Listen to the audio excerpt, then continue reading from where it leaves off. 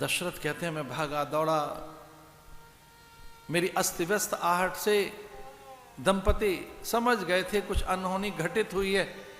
मेरे हाथ का घट लेकर वो जल नहीं पी रहे थे, मुझे छूकर देख रहे थे मैं कौन हूं, अपरिचित अजान। मेरे राजसी वस्त्र, मुकुट, वक्षस्थल की अनेक मालाएं, कवच, ये सब छूकर उन्हें पता लग गया था कि मैं कोई राजकुमार हूं, राजा हूं। मैंने वृतांत बताया कि मैंने अनायासी आपके पुत्र की हत्या कर दी है। वे दोनों बूढ़े अंधे माता पिता उसी समय प्राण दे बैठे, ये कहकर कि जब पुत्र ही नहीं रहा तो हम किसके आश्रय में जिएंगे। अरे मूढ़ जा, तू भी पुत्र के वियोग में ही प्राण देगा, तेरे प्राण जाएंगे पुत्र के वियोग में। तो पुत्र पुत्र कहता रहेगा, अपने पुत्र का स्मरण करते रहना, और वो दूर दूर दूर जाता जाएगा, वो लौटकर कभी नहीं आएगा। जा हमारा श्राप है, ये मिथ्या नहीं होगा। ये कथा सुनाई, आंखों के सामने अंधेरा छा गया था दशरथ के, नेत्र ज्योति उनकी चली गई थी, अब वो सुन नहीं पा रहे थे। उनके प्राण स्पंदन धीरे धीरे शिथिल होते जा रहे थे, और कुछ पल में ही उनका मस्तक लुढ़क गया था, उनके प्राण पखेरु चले गए थे। अंत में वो 6 बार राम कह पाए। वो तो बहुत और भी राम कहना चाहते थे, अनेक बार राम राम राम, पर अंत में 6 बार ही उनके मुंह से राम निकला। राम राम कहे राम कही, राम राम कहे राम, तन पर हरि रघुवर बिने, राम गए सुरधाम। राम राम कही राम कही,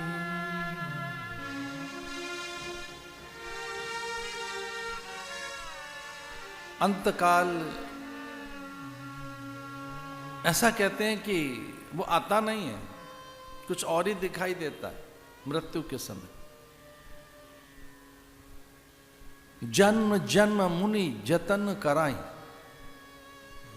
अंतकाल जो अंतिम समय है, अंते मता सा गति, अंते मता सा गति है, जो अंतिम मति होगी हमारी, अंत में जो मति, जो अंत में विचार आते हैं, अंत में जो विचार कर रहे हैं हम, वैसी गति बनती है। प्राण उस ओर ही जाते हैं हमारे, प्राण उधर पीछा करते हैं जो हमारी अंतिम मति रहती है। दशरथ की अंतिम मति में राम थे, वो राम का पीछा करने लगे। उनके प्राण अब राम का पीछा कर रहे हैं कि राम है कहां, राम कहां है। अंते मता सागति, जो अंत में मति बनेगी। रानियां विलाप करने लगी, शोक हो गया।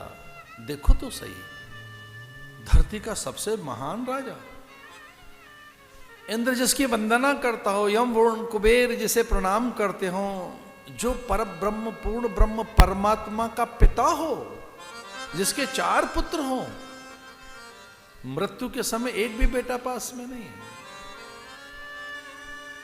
राम लखन तो चले ही गए वन में, पर भरत रिपुदमन भी तो साथ नहीं है।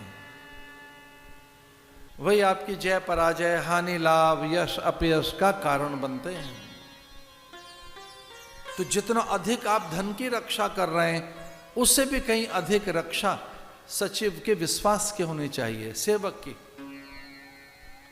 घड़ी घड़ी अपना सेवक मत बदलो, सचिव मत बदलिए, पाचक मत बदलिए, मत बदलो, विश्वास कीजिए। धन बाद में कमाना, पहले कोई विश्वास पात्र बनाओ। ऐसा वैद्य, ऐसा चिकित्सक, ऐसे गुरु, वो पुरोहित जो दूर तक आपके हित की रक्षा करे, अथवा पूर्व काल से ही जो आपकी रक्षा करता आया है। इसलिए हमारे यहां एक कहावत है, पानी पियो छान के, गुरु करो पहचान के।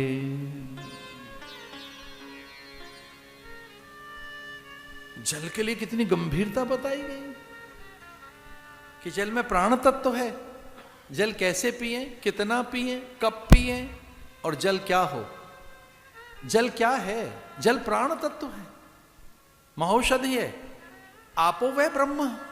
जल जल नहीं है, ब्रह्म तत्व है, प्राण तत्व है। कैसे पिए उसे, कितना पिए, कब पिए, किसके हाथ से पिए।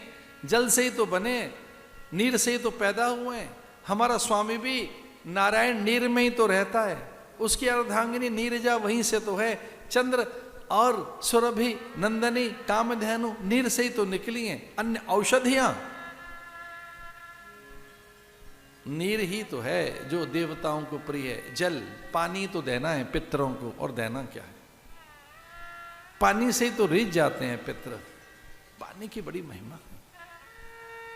उतनी महिमा गुरु की है। गुरु माने जो शिक्षक है, उपदेशक है, मार्गदर्शक है, जो अपना है, हितैषी है, जो आसपास रहता है। गुरु का अर्थ केवल आपके गुरुजी नहीं, यहां उस उपदेशक का है अर्थ गुरु से जो हर पल आपके हित की रक्षा करता, जो सजग होकर आपके आसपास आपके कल्याण की कामना के लिए समर्पित है। पुरम राजगृहं गत्वा शीघ्रम शीघ्र जबे रहे, त्यक्त शोकेरदम वाच्य शासनाद भरतो मम। दौड़कर जाइए, और राजा नहीं है ये समाचार मत दे देना।